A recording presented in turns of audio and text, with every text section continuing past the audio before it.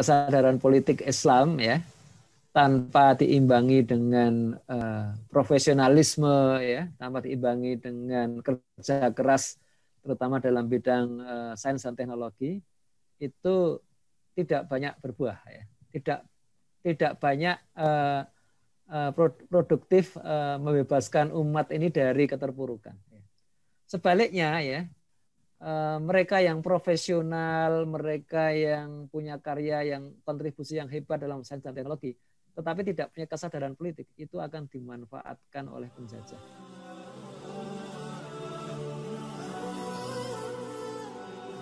Benar, Prof. Nah, Prof, ini kan menarik sekali nih, benar, Prof. Ketika itu kan dibilang bahwasanya pendidikan sekarang ini mendidik orang pintar, tapi tidak mendidik orang menjadi cerdas, kan gitu maksudnya. Karena maksudnya kesadaran politik, pendidikan sekarang itu tidak bisa menghasilkan kesadaran politik gitu ya, bagi orang-orang yang terdidik para scholar kan seperti itu ya. Ya karena gini, orang menilai kecerdasan itu sudah lagi-lagi sudah di kotak-kotak juga ya. Iya. Ada yang cerdas itu dianggap kalau hafal ya. Jadi kalau ada anak kecil hafal ibu kota negara-negara di dunia ya, hafal nama-nama menteri, wah cerdas ini ya. Padahal apa ya itu hafal. cerdas itu? Ya hafal. Iya. itu kesadaran yang paling rendah ya. Nah, atau hafal Quran lah. Ini dengan segala hormat, meskipun hafal Quran ya, itu belum tentu itu ya cerdas, tapi apa ya cuma itu kan ya. Iya benar. Karena sekarang ini kalau orang bilang, yuk ngaji yuk, itu orang ngertinya ngaji itu yang baca Quran. Ya. Bahkan orang mengatakan, ada orang bilang, saya sudah mengamalkan surat ini, surat X. Ya. Gimana caranya? Saya sudah membacanya 100 kali. Jadi mengamalkan itu dengan membaca. Bukan amal dalam kehidupan ya. Tapi membaca 100 kali itu mengamalkan namanya. Bukan mengimplementasikan berarti. Bukan mengimplementasikan. Ya. Sampai saya pernah di satu masjid itu ada satu ayat di figura gitu ya. Judulnya ayat 1000 dinar gitu. Ya, itu yang surat At-Tolak gitu kan, surat At-Tolak. Nah itu kok itu terus di bawah ada tulisan ya, barang siapa mengamalkan surat ini pagi dan petang ya 100 kali, maka Allah akan mendatangkan rezeki dari tempat yang tidak disangka-sangka. Mengamalkan itu sekali dibaca gitu ya, Prof ya.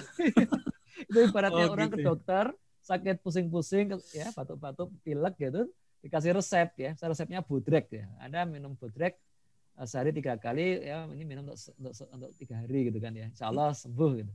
Tapi dia nggak belikan resepnya, nggak minum obatnya, dia baca terus ya bodrek. Ya nggak sembuh lah.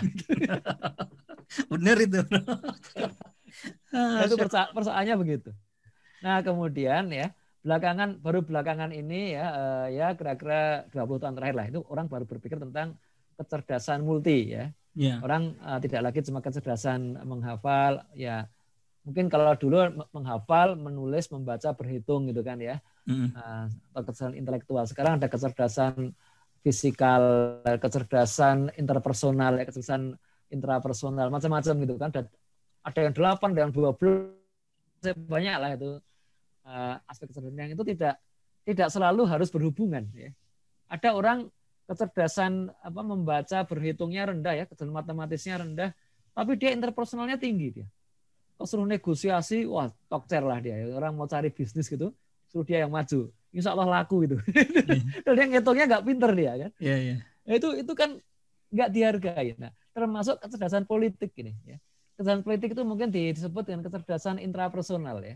Intrapersonal. Jadi berhubungan dengan memahami orang ya, dengan bicara dengan orang ya. Jadi kalau kita bicara kecerdasan politik itu ada bagian-bagiannya ya, ada bagian empati ya. Empati itu bagaimana memahami kesulitan orang banyak ya, kesulitan orang lain itu kan empati itu. Itu ada fikihnya juga tuh, fikih empati itu ya. Contoh fikih empati itu ketika Umar bin Khattab ya melihat fenomena ada perempuan-perempuan yang kesepian ketika suaminya itu pergi berjihad. Ya. Terus dia buru-buru datang ke Sayyidah Hafsah ya. Hafsah itu putri Umar yang pernah menjadi istri Nabi Muhammad ya. Dia bertanya kepada Hafsah, wahai Hafsah, berapa lama seorang wanita itu kuat ditinggal suaminya pergi ya, tanpa kabar. Zaman dulu nggak ada kabar kan, nggak ada telepon, nggak ada internet gitu. Terus Hafsah mengatakan itu antara 3 sampai 4 bulan. Nah, kemudian Umar langsung membuat peraturan khalifah ya bahwa setiap ekspedisi jihad dibatasi dari berangkat sampai pulang tuh 4 bulan. Ya, itu menjaga stabilitas. Wah, lebih dari 4 bulan tuh bisa istrinya yang error, bisa suaminya yang error itu. Nah, itu kesadaran politik gitu ya. Ini kesadaran politik, ini empati, karena empati ya, lihat situasi. Dan Umar tuh jagonya tuh empati. Banyak sekali ijtihad Umar tuh yang mendahului zaman lah. Ya.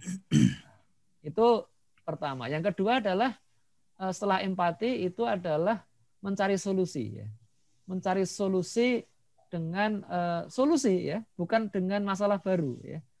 Contoh nih, kalau zaman sekarang banyak ulama itu ditanya oleh umat ya, Ustadz ya, apa hukumnya GoFood misalkan ya, atau GoPay gitu kan. Wah, langsung dia bilang wah haram atau halal gitu kan. Nah, kalau yang bilang haram nggak ada solusinya juga ya. Itu seperti ini, seperti saya ada orang batuk ya. Orang batuk kasih obat batuk. Gara-gara minum obat batuk, dia jadi ngantuk. Lalu dia harus nyetir kan. Terus dia nanya, Pak dokter gimana nih? Saya kok jadi ngantuk ini. Terus setelah minum obat batuk. Nah, terus Pak dokternya malah bilang gini, ya, sampean itu mau sembuh dari batuk atau mau nyetir gitu. Waduh, nggak ada solusi kan? Ya. Dia maunya ya tetap nyetir, dia kerjanya sopir dia kan, masa nggak nyetir gitu kan. Tapi batuknya ingin sembuh gitu kan. Atau apa ada nggak sih obat batuk yang ada sebenarnya kan? Tapi karena dokternya ini dokter yang nggak cerdas ya, nggak cerdas, nggak empati juga, dia nggak ada. Ini sama. Banyak ulama sekarang itu seperti itu ya. Wah, adanya fintech itu kan karena orang itu melihat empati ini. Saya tuh pernah nanya ke seorang ustadz ya, saya ya iseng aja sih nanya. Nah, ustadz yang mengharamkan GoPay begitu ya, mengharamkan GoFood itu. Ustadz, saya tuh punya ibu tinggalnya jauh 500 kilo kotanya di sana ya. Saya kadang-kadang ingin memberikan kejutan ya, memberikan makanan kesukaannya gitu kan. Tapi kan jauh ini kan gimana? Kata ustadznya itu, ya Anda belikan di tempat Anda, terus Anda paketin ke sana. Ya paketnya rusak sampai sana kan ya, sehari 2 hari udah rusak gitu. Kalau pakai GoFood kan bisa kan ya, kita ada warung dekat sana ya, bayarnya juga pakai GoPay gitu langsung. Nah ini ustadz tadi berpikir wah itu ada riba di situ, ada itu segala macam. Jadi dia langsung dari awal udah dia cut ya, dia nggak cari solusinya ya, nggak cari ini, jadi ya nggak ada solusi jadinya ya, nggak ada solusi. Nah ini mesti kan cari solusinya dulu ya, empati dulu. Nah, ini fikih solusi yang kurang juga. Nah yang ketiga adalah ya, ini masih dalam politik tadi adalah fikih transisi. Ya. Ketika suatu kondisi masih kayak gini, terus idealnya berbeda gitu, itu gimana? Transisinya gimana? Ya. Orang masih jomblo ya, terus pingin anak yang soleh ya nikah lah kan gitu gampangannya kan ya. Jomblo pengen anak yang soleh nggak bisa. Tapi kok dari jomblo ke dapat istri yang soleh itu kan, yang solihah itu kan ada transisinya kan, nggak langsung tembak aja, waduh tuh cantik solihah tuh, terus langsung datangi orang tua, ya kan nggak semudah itu kan, transisinya. Nah ini 3 hal, termasuk dalam masalah politik tadi ya, kondisi negara masih carut marut kayak gini ya, terus kemudian mau jadi itu kan juga nggak bisa langsung umumkan besok hukum ini berlaku. Itu kan sarana-sarana kan siapkan dulu ya. Polisinya siap enggak, jaksanya siap enggak. Kalau enggak siap kan nabrak-nabrak nanti ya, seperti itu. Jadi ini hal-hal yang kita harus paham. Iya, jadi empati, solusi transisi. Iya. Ini bagian dari kesadaran politik. Iya, kesadaran politik, Masya Allah. Prof, jazakallah khairan jaza ini. Banyak waktu Prof terpakai di rencana sih sebenarnya 30 menit saja. Nah, mungkin ini yang terakhir nih ya. Jadi kan sekarang ini kita punya banyak akademisi ya. Sementara juga kalau boleh dibilang kesadaran politik itu di masyarakat kurang, mungkin juga di setengah para akademisi kita. Nah, ketika sekarang ini ada hukum-hukum, aturan dilanggar, ya, aturan sudah tidak ada lagi, ya orang pada bilang itu percuma saja sekolah gitu ya. Sehingga kadang-kadang para akademisi itu merasa diremehkan juga bisa jadi seperti itu gitu ya. Nah mungkin apa nih sarannya? Kan sebenarnya kayak gini nih Prof. Kalau saya si pribadi melihat bahwasanya kalau masyarakat itu kan berharap kepada orang-orang yang terdidik kan seperti ya. Tapi ketika orang terdidik itu diam, mereka yang dianggap lebih tahu, tapi mereka berdiam diri saja gitu kan, itu ke masyarakat jadi frustasi juga. Nah mungkin kira-kira nasihat Prof gitu ya untuk masalah ini, masalah kesadaran politik terutama untuk para scholars gitu ya. Ya orang-orang yang diharapkan oleh masyarakat, para mahasiswa dan seterusnya Prof. Ya.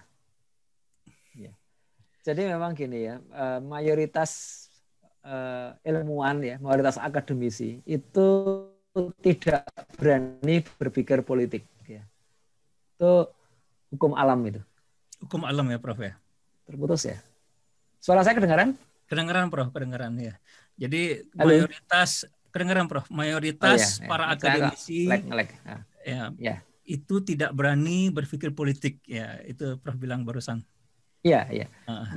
Mereka merasa dirinya adalah ilmuwan ya, nggak penting siapa yang jadi politisi, siapa yang jadi penguasa ya, yang penting karier mereka berjalan atau ilmu mereka terpakai atau mereka bisa berkontribusi. Ini yang menjelaskan. Ini universal ya, dari zaman Yunani sampai sekarang berlaku. Iya. Di zaman Islam pun berlaku. Berarti sama Islam dulu. Dengan ini juga ya, dengan prinsip para pedagang gitu kan, nggak peduli. Ya, betul. Ada di zaman Islam dulu, zaman peradaban Islam itu juga ada orang-orang yang notabene non-Muslim, ya, tidak masuk Islam mereka, tetapi tetap berkarya juga. Iya. Dan ini dihitung sebagai karya dalam peradaban Islam. Padahal mereka non-Muslim itu. Ya. Demikian juga zaman Hitler ya. Hitler itu punya banyak ilmuwan yang nggak peduli siapa yang memerintah mereka ya. Ketika mereka kebetulan Hitler ya sudah apa boleh buat. Ya. Yang penting ilmuku berkembang gitu. Ya. Nah, pada ilmuwan yang seperti itu kita nggak bisa berharap. Iya. Nah, kita harus masuknya lewat ya kajian-kajian yang umum dulu kan, kajian tentang iman, tentang qada-qadar, tentang hari akhir dan segala macam itu. Ya. Maksudnya dari situ. Nggak bisa kita aja langsung berpikir, takut mereka. Ya. Nah, kemudian kalau mereka yang sebagian kecil dari ilmuwan itu ada yang kritis, ya, kritis pada situasi politik, tapi belum Islam ya, belum punya solusi Islam. Mereka hanya baru punya empati, ya. Baru punya empati. Tapi solusinya belum Islam. Nah, itu bisa kita akses ya. Mereka itu bisa kita akses, bisa kita arahkan ya. Bahwa empati itu sudah modal ya. Kalau seorang ilmuwan nggak punya empati pada masyarakat kecil, itu sudah susah ya, sudah angel kandana nih kalau orang Jawa bilang gitu ya. Makanya di dalam surat Al-Ghasyiyah itu kan, di surat Al-Ghasyiyah itu ayat 17 sampai 20 kan ayat-ayat tentang sains itu kan. Afala yang duruna ilal ibli kaifa khuliqat wa ila sama'i kaifa rufi'at wa ilal jibali kaifa nusibat wa ilal ardi kaifa sutihat. Terus fadzakir innama anta mudzakir. Itu ayat tentang politik itu. Ya. Bahwa seorang ilmuwan wajib mengingatkan fadzakir innama anta mudzakir. Engkau ini hanya pemberi peringatan. Kan nggak punya kekuasaan kan ya. Pemberi peringatannya juga harus elegan kan ya, dengan policy paper ya, dengan naskah kebijakan, naskah akademis seperti itu. Itu yang diharapkan ya. Selain dia harus mendidik umat ya. Mendidik umat juga tidak harus teriak-teriak juga sih, karena ilmuwan kan. Ilmuwan banyak teriak-teriak kayak nggak ilmuwan aja gitu kan ya. Bisa dengan seminar, bisa dengan podcast ya, bisa dengan media sosial kan begitu. Itu memang saya kira ya di antara akademisi yang punya kesadaran politik itu hanya sekitar 2-3% aja. Dikit sekali. Itu hukum alam ya Prof ya? Hukum alam itu. Hukum alam. 2-3%. Tapi itu bagus juga. Ya. Artinya kalau ada perubahan sistem, itu mereka nggak ngelawan juga. Iya, mereka ngikut berarti. Ngikut. Ya. Oh, Masya Allah. Masya Allah. Prof, Masya Allah. Saya banyak belajar dari Prof. Saya selalu belajar dari Prof sejak dulu lah. Ya, tulisan-tulisan Prof Fahmi di Media Umat dan banyak gitu ya, alhamdulillah. Jadi terima kasih banyak. Saya bersyukur ini kenal sama Prof Fahmi. Mudah-mudahan podcast ini jadi kebaikan gitu ya buat Prof juga, amin, buat saya juga dan buat yang mendengarkan juga insya Allah. Mungkin ada tambahan sedikit Prof mungkin atau apa kesimpulan tentang masalah kesadaran politik di tengah umat ini? Ya, jadi ini ya, kesadaran politik Islam ya, tanpa diimbangi dengan profesionalisme, ya, tanpa diimbangi dengan kerja keras, terutama dalam bidang sains dan teknologi, itu tidak banyak berbuah, ya. Tidak banyak produktif membebaskan umat ini dari keterpurukan. Sebaliknya, ya, mereka yang profesional, mereka yang punya karya, yang kontribusi yang hebat dalam sains dan teknologi, tetapi tidak punya kesadaran politik, itu akan dimanfaatkan oleh penjajah. Benar, Masya Allah. Nah, jadi profesionalisme, ya, dalam bidang sains dan teknologi yang dikendalikan, yang diarahkan dengan kesadaran politik Islam, ini satu-satunya cara, tidak hanya supaya kita tidak terjajah, tidak juga menjajah, tapi membebaskan dunia dari penjajahan. Insya Allah. Masya Allah, luar biasa, Prof. Alhamdulillah. Oh, Masya Allah, Prof, luar biasa. Yang terakhir itu benar-benar luar biasa itu, Prof. Prof, terima kasih banyak, Prof. Sama-sama. Itu aja mungkin saya gimana mau nutup ya. Saya tutup aja dengan alhamdulillah alamin. Wabillahi taufiq wa hidayah. Assalamualaikum warahmatullahi wabarakatuh. Waalaikumsalam warahmatullahi wabarakatuh.